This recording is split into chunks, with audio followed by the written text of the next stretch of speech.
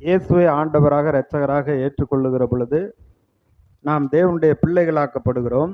தேவனுடைய பிள்ளைகளாக்கப்பட்ட நம்மை அவரோடு கூட கிறிஸ்துவோடு கூட உடன் சுதந்திரவாளியாக மாற்றி இருக்கிறார். அவருடைய பிள்ளையாக மாற்றி இருக்கிறார், உடன் சுதந்திரவாளியாக மாற்றி இருக்கிறார்.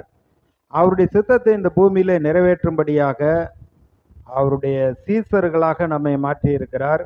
ராஜாக்களாகவும் ஆசாரியர்களாகவும் மாற்றி இருக்கிறார். புதிய ஏற்பாட்டில் நிருபங்களில் பார்த்தீங்கன்னா எபேசு சபைக்கும் அங்கே இருக்கக்கூடிய பரிசுத்தவான்களுக்கு எழுதுகிறதாவது, அப்போ நம்மை பரிசுத்தவான்கள் என்று கர்த்தர் அழைக்கிறார்.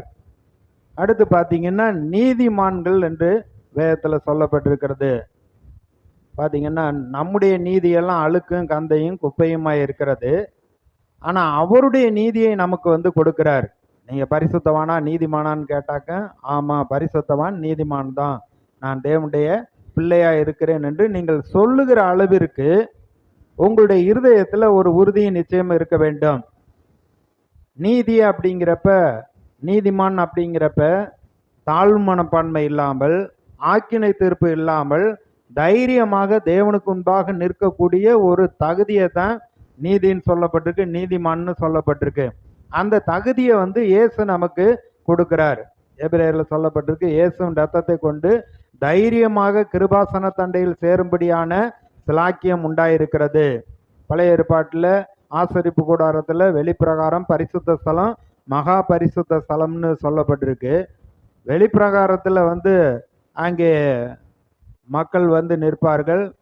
பரிசுத்த ஸ்தலத்தில் அங்கே ஆசாரியர்கள் அங்கே தேவனுக்கு பலி செலுத்துவார்கள், அங்கே தூபம் காட்டுவார்கள். மகா பரிசுத்த ஸ்தலத்துக்குள்ள வருஷத்துக்கு ஒரு தடவை பிரதான ஆசாரியன் தன்னுடைய பாவங்களுக்காகவும் ஜனங்களுடைய பாவங்களுக்காகவும் பரிகாரம் செய்யும்படியா அவன் இரத்தத்தை எடுத்துக்கொண்டு அந்த மகா பரிசுத்த ஸ்தலத்துக்குள்ள அந்த உடன்படிக்கையின் பெட்டியின் மேலே போய் இரத்தத்தை தெளிப்பான். அப்படி தான் இருந்தது.